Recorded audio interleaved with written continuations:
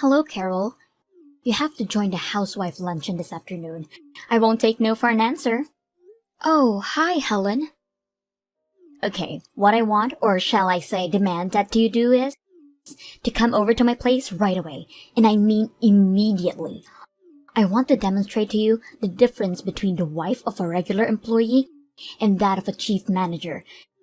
I'm sure you know where I live, right? I mean, everyone knows. It's common knowledge among us housewives. You know the place right in front of the station, right?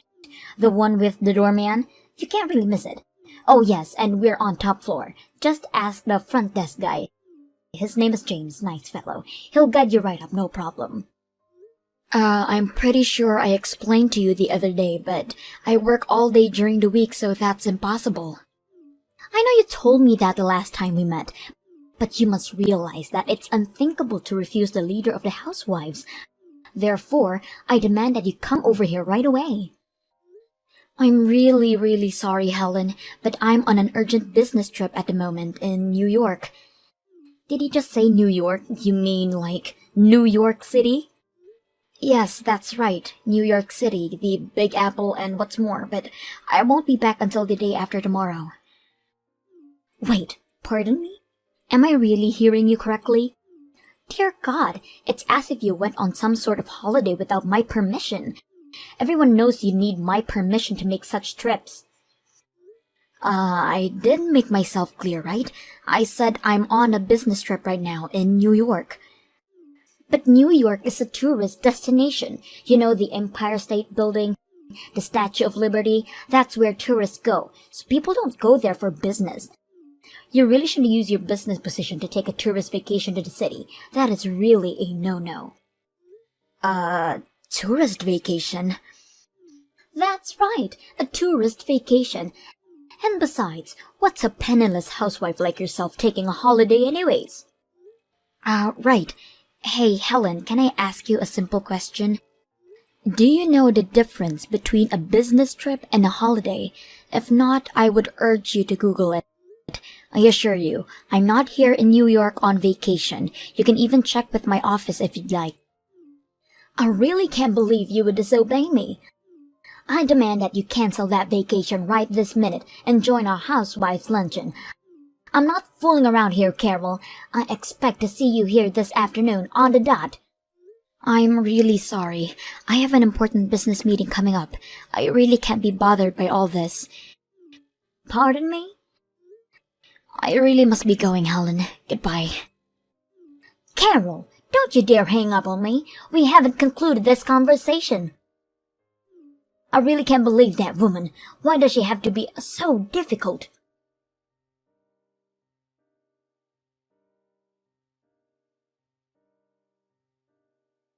Hello, Carol. A few days ago, you said that you work during the week, so you're not able to attend the housewives' luncheon, isn't that right? So I thought what you said, and I decided to hold it on Saturday. What do you say? This Saturday? Well, I have to work in the morning, but I'm available in the afternoon. Oh, well, that's a bit of surprise. You seem quite compliant. I may be not able to attend every single luncheon, and I really don't want to keep refusing. It would not be fair to you, so I think I can make time to attend this Saturday. Well, that's so considerate of you, but you have 2 days off a week, and all you can muster is a little time off Saturday afternoon?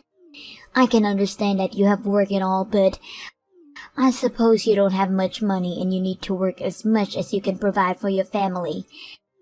Yes, well, I can definitely sympathize with your plight. Yes, well, the client I'm currently dealing with has Sunday and Monday as their days off, so that's why people dealing with this client and the project we are setting up to have meeting on our days off sometimes. I see, but not really. I'm a simple housewife, so, I don't really know about such matters. As I recall, your husband is the sales manager for D Corporation, is that right? Oh, I see you did your homework. Yes, that's right. As a matter of fact, we've been doing business with your company for a little while now. Hold on a second. My husband's company does business with yours? Is that what you're saying? Really? Now that's good to hear. Okay, if that's the case, this changes everything. For the next luncheon, I really must organize an extravagant luncheon for you then. Right. I look forward to it.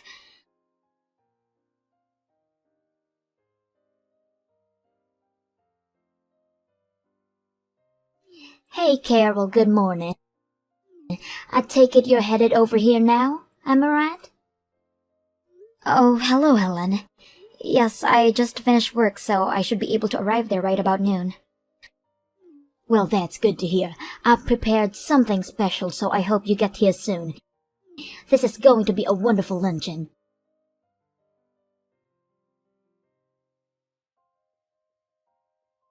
Oh my, Carol, are you seeing this? I can't believe that you suddenly left just because I accidentally spilled coffee on you. And anyhow, the coffee wasn't that hot. It's not as if you got burned or anything. Why are you so upset over a simple mistake? You're so touchy. I don't care what the temperature of the coffee was. What I'm pissed off about is you splashed that cup of coffee right in my face. That was no accident and everyone knows it. Still, it wasn't a big deal. You're overreacting way too much. Let's take a deep breath and talk like normal folks. Why don't we? I realize that you're poor and that you have no time to think about relationship or friends, but when I started talking about how my husband is a successful businessman and that he concluded a major deal with a top corporation, that's when I looked over at you. You had this huge frown on your face. You looked furious. I realized that you're always going on off your business trips, so I figured you must be assigned to the marketing department of your company, right? I bet you were jealous that my husband was able to snag that big project, that isn't it? It's just so obvious. I know my husband is the top sales manager, but I really wish you wouldn't get so envious of my husband. It's really undignified if you ask me. Oh, I see. So to you, I looked like I was jealous of your husband's success. That's why I looked upset? You know what, Carol? You really wear your emotions on your sleeve. I could read you a mile away. Your envy lit up like a neon sign. I was so overwhelmed by that jealousy that this may sound strange, but it scared me, and I instinctively threw my cup of coffee in your face. So it really was not my intention. It was that look on your face that did. Frankly speaking, I loathe people like you, Carol. Yeah, well, likewise. Just to reiterate one more time, you're saying that it was your husband that said the major project that our company concluded was all because of your husband's marketing and negotiation skills. Is that what you said? That's right. The project was concluded by the M Corporation, a multi-million-dollar corporation. Well, that is sort of strange if you ask me. Strange? How? What I'm saying is, I distinctively remember that the sales rep that always come to our office was much younger and was a woman. Excuse me? Your company? Are you saying? I doubt it. Are you an employee of M Corporation? Well, there are various problems that came up, so on Monday I wanted to discuss this matter with the person responsible for this project at our office. I really don't know what you're talking about. It all depends on the outcome of the discussion on Monday, but this entire business deal with your husband's company will probably be terminated. Wait, pardon me? Regarding this matter, like I said, we will discuss it with all involved and we will convey our conclusions directly to your husband's office. Carol, what is this about? I mean, terminate? What are you saying? Okay, I better go. Goodbye, Helen. Carol, pick up! I want you to do something about this right now. What is it? I'm in the middle of dinner. Can't this wait? My husband says he's gonna divorce me. Excuse me? I had to invite you to that luncheon. As a result, my husband's company found out that he took credit for the big project with M Corporation. I was even reprimanded for spilling coffee on you, for God's sake. What do you want me to say? This is a problem between husband and wife. It's none of my business. Work it out between you two if that's all. It does concern you. You had to blab all about this to the company. What? Because of jealousy? This is important. I can't get divorced. No way that's happening. It's your fault. You do something about it. Helen, are you even listening? This has nothing to do with me. Talk to your husband. You guys work it out. It was everything to do with you. Are you kidding me? How was I supposed to know you were the president of M Corporation? I thought you were just a sales rep. And I had no idea that my husband took credit for the deal with your company. How was I supposed to know that? I took him at his word. He said he made a deal. Well, even if you didn't know anything about this, the fact remains that your husband took credit for the deal and was set to get promoted. Just talk to the people involved and reinstate that deal that was in place between M and D Corporation. Simple. My husband won't get promoted, but he'll survive, and our marriage survives. So please. Oh, I forgot. The project hasn't been terminated. Wait, really? That's great. But there are conditions. Conditions? Yes. Your husband took all the credit for this project, but we want all that rescinded, and all credit and promotion be given to the saleswoman who worked hard to get this project off the ground. I already put such a request at D Corporation. But that would mean my husband would be demoted. No, he would get fired for this. I can't agree to that. Please take that back. Tell them it was all a mistake. I insist my husband run the project, please. What's the difference who runs the project? It's all the same. You're not listening, Helen. I said I already sent the request to the head of the D Corporation. They are already aware of the details regarding this matter. But you can't. This is a business matter between two companies. This has nothing whatsoever to do with your personal problems. I hope you understand that, Helen. Just because I spilled coffee on you, you didn't have to go this far and ruin our marriage. Helen, you have this all wrong. I want to be perfectly clear. I didn't bring up the matter regarding whether to terminate this project just because you splashed me with coffee. That coffee incident and business matters, they are completely separate. This matter of your husband deceiving his co-workers and taking credit for the project in order to get promoted is a business matter that will be dealt with within the company. This is not a personal feud between you and me, Helen. Understand that. With regards to the unfortunate coffee incident, that's a personal matter and we'll deal with that some other time. One more time, let me reiterate. Personal matters are one thing and business another. I have no intention of mixing the two. Please don't get the two mixed up.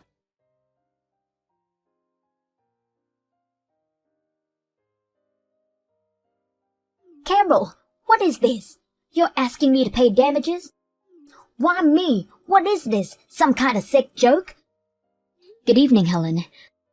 Did you know that intentionally splashing hot coffee on someone is a crime? It is considered assault. Hold on a second. What are you saying, Carol? Oh, and all that trash talk about me, that I'm some penniless housewife, that I eat cheap junk food? You also spread all kinds of lies about how I was heavily in debt and I borrowed money from shady loan sharks. Oh, and here's the best one, that all my business trips are actually rendezvous with a boyfriend. Apparently, I was having an affair. Seems you were spreading such lies to all the other housewives, and who probably spread it to their friends. I'm sure a lot of them believed, and to be honest, it is emotionally quite distressing, not only to me but to my husband and kids. That's what the damages are for. This is going way too far, Carol. How am I supposed to pay for this? My husband will divorce me. I'm in no position to pay such a thing. Getting divorced is more than enough of a penalty. Do you want to make me suffer? Helen, I told you I would take care of personal matters separately, right? Like I said 100 times, person matters are one thing and business another. If you don't agree to pay the compensation, my only remaining choice is to press charges. I can't believe you, Carol. You're living in that tiny apartment, but in actuality you're a company president? What the hell is this all about? If I had known, I would never have made such a silly mistake. I think you got this whole thing mixed up, Helen. If you're talking about that little apartment near my daughter's kindergarten, I bought that place to use as an office. You know, to do remote work when I didn't have time. Excuse me?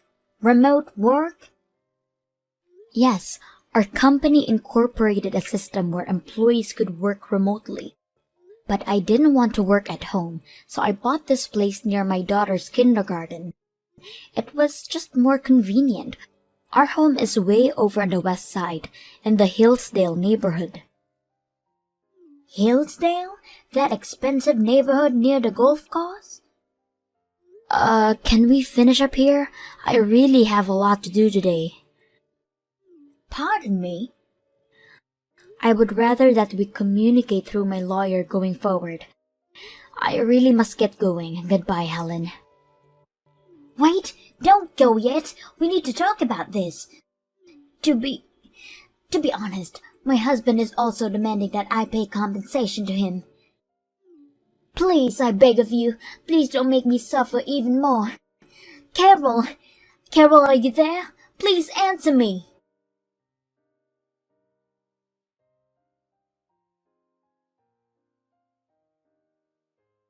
A few days later, the full amount that I demanded was deposited into my account. I guess my lawyer called her and explained the whole thing to her, so she really had no choice about her husband demanding money from her, apparently. Helen was having an affair. I heard that the guy she was seeing was the father from a kindergarten. I probably know the guy. As for her husband, he was forced to resign. Helen obviously couldn't pay for all the damages that was thrust upon her, and ultimately it was her folks that covered the costs. They weren't too happy about it, to say the least. Last I heard, she's working 2 jobs, day in, day out, to pay her debts. What's more, she apparently never worked a day in her life before. I later heard from one of the housewives that she received a line message from her complaining about the long and hard days she has to work. She was evidently sending all the housewives such messages on a regular basis. They got so tired of it that they blocked her from their line apps. Must have been quite an onslaught of messages.